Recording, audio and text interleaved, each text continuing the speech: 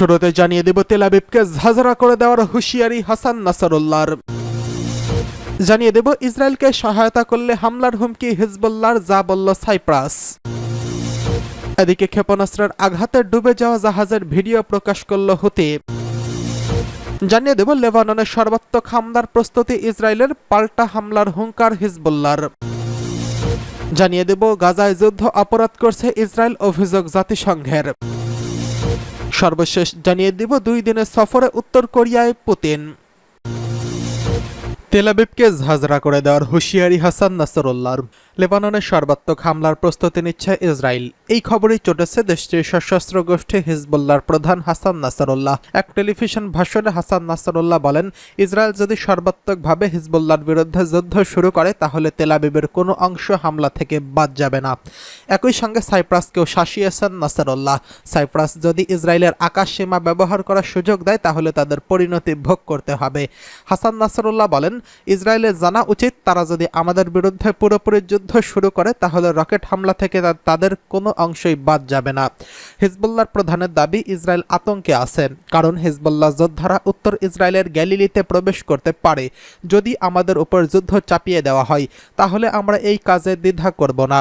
গত বছরের 7ই অক্টোবর ইসরায়েলে হামলা চালানোর পর হামাসের সঙ্গে একাত্মতা প্রকাশ করেছে ইসরায়েলের সীমান্তে হামলা চালিয়ে যাচ্ছে হিজবুল্লাহ। এদিকে ইসরায়েলকে সহায়তা করলে হামলার হুমকি হিজবুল্লাহ, যা বলছে সাইপ্রাস। প্রথমবারের মতো ইউরোপের দেশ সাইপ্রাসে হামলার হুমকি দিয়েছে হিজবুল্লাহর মহাসচিব হাসান নাসরুল্লাহ। তিনি ধারণা করছেন সর্বাত্মক যুদ্ধ শুরু হলে সাইপ্রাস দখলদার ইসরায়েলি বাহিনীকে তাদের বন্দর ও ঘাঁটি ব্যবহার করতে দিতে পারে। হাসান নাসরুল্লাহ এই ব্যাপারে বলেন, লেবাননে হামলা চালানোর জন্য যদি সাইপ্রাসের বন্দর ও এই ঘাঁটি ইসরায়েলি শত্রুদের জন্য খুলে দেওয়া হয়, এটির অর্থ হবে সাইপ্রাসের সরকার এই যুদ্ধের অংশ এবং প্রতিরোধ বাহিনী তাদের বিরুদ্ধে যুদ্ধের অংশ হিসেবে কাজ করতে হবে। সাইপ্রাস সরকারের মুখপাত্র বলেছেন, হিজবুল্লাহর প্রধানের দেওয়া বিবৃতি ও হুমকি বাস্তবতার সঙ্গে সামঞ্জস্যপূর্ণ নয় এবং সাইপ্রাস কখনো সামরিক সংঘাতে জড়িত ছিল না এবং হবেও না।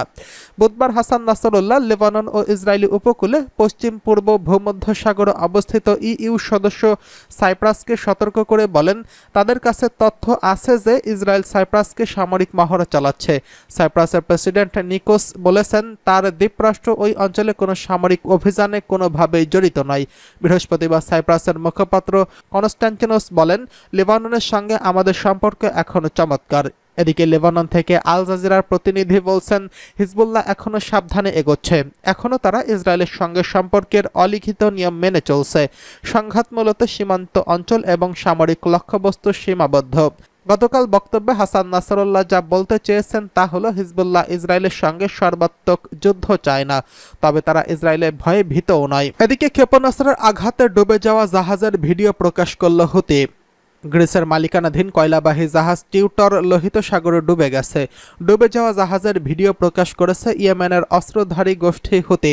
লোহিত সাগরে হোদাইদাহ বন্দরে গত 12 জুন গ্রিসের টিউটর জাহাজের ক্ষেপণাস্ত্র ও বিস্ফোরকবাহী রিমোট কন্ট্রোল নৌকায় আঘাত হানে।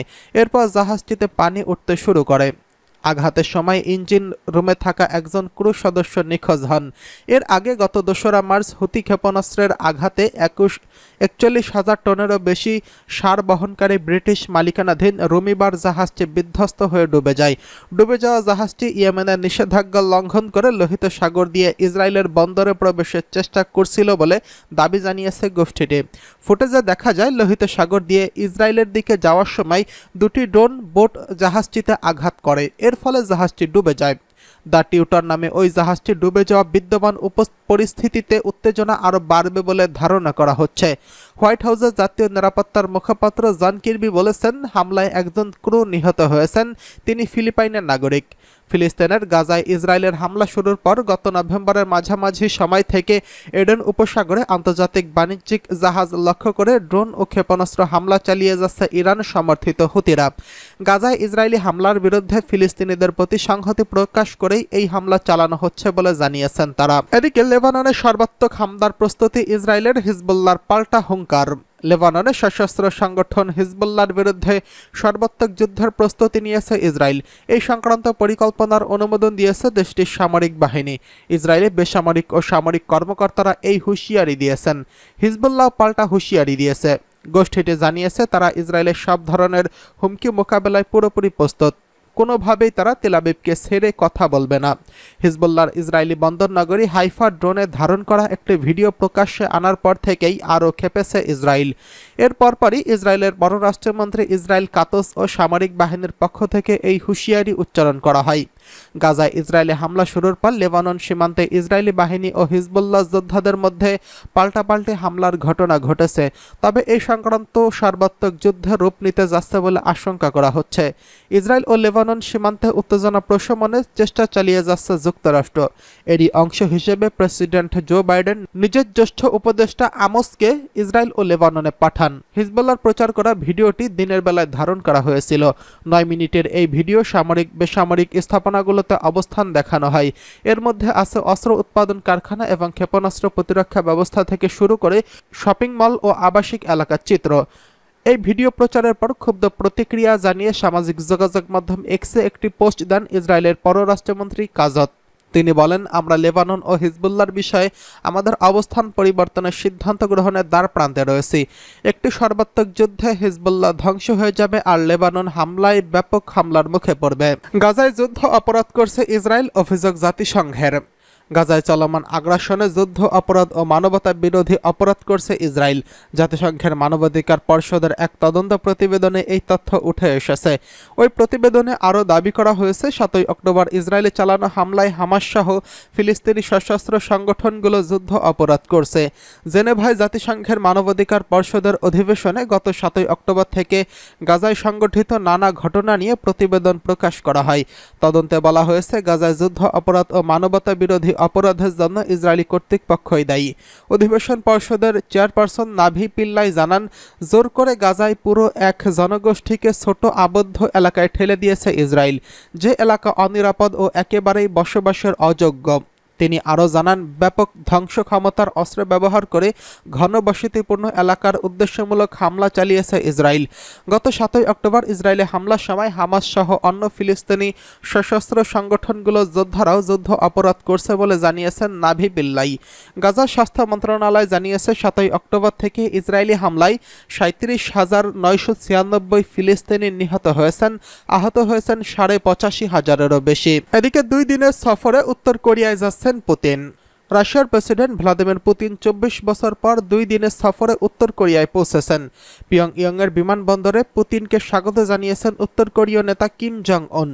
উত্তর কোরিয়ার সরকারি গণমাধ্যম জানিয়েছে, প্রাথমিক সাক্ষাৎকারে 2 রাষ্ট্রপ্রধান যথেষ্ট আবেগঘন ছিলেন। বিমানবন্দরে নামার পর কিম জং উন রুশ প্রেসিডেন্টকে অভ্যর্থনা জানান। বুধবার তাদের মধ্যে দ্বিপক্ষীয় আলোচনা হওয়ার কথা রয়েছে। উত্তর কোরিয়া প্রশাসন জানিয়েছে, তাদের বিশ্বাস এই আলোচনার ফলে 2 দেশের সম্পর্ক আরও গভীর হবে। এর আগে উত্তর কোরিয়ার সঙ্গে কৌশলগত চুক্তি হবে বলে জানিয়েছেন রুশ প্রেসিডেন্ট। ইউক্রেন যুদ্ধ শুরু করার পর থেকে উত্তর কোরিয়ার সঙ্গে সম্পর্ক সুদৃঢ় করেছে রাশিয়া। এদিকে ওয়াশিংটন অভিযোগ করে বলেছে, পিয়ংইয়ং মস্কোকে অস্ত্র দিয়েছে এবং এর বিনিময়ে উত্তর কোরিয়ার মহাকাশ গবেষণা সাহায্য করছে রাশিয়া। এই প্রসঙ্গে ক্রেমলিনের মুখপাত্র দিমিত্রি পেসকভ বলেন, আমাদের প্রতিবেশীদের সঙ্গে ভালো সম্পর্ক গড়ার অধিকার আছে, এটি কারোর উদ্বেগের কারণ হওয়া উচিত নয়। উত্তর কোরিয়া আমাদের বন্ধু দেশ, যাদের সঙ্গে আমরা দ্বিপক্ষীয় সম্পর্ক উন্নয়ন করে আসছে।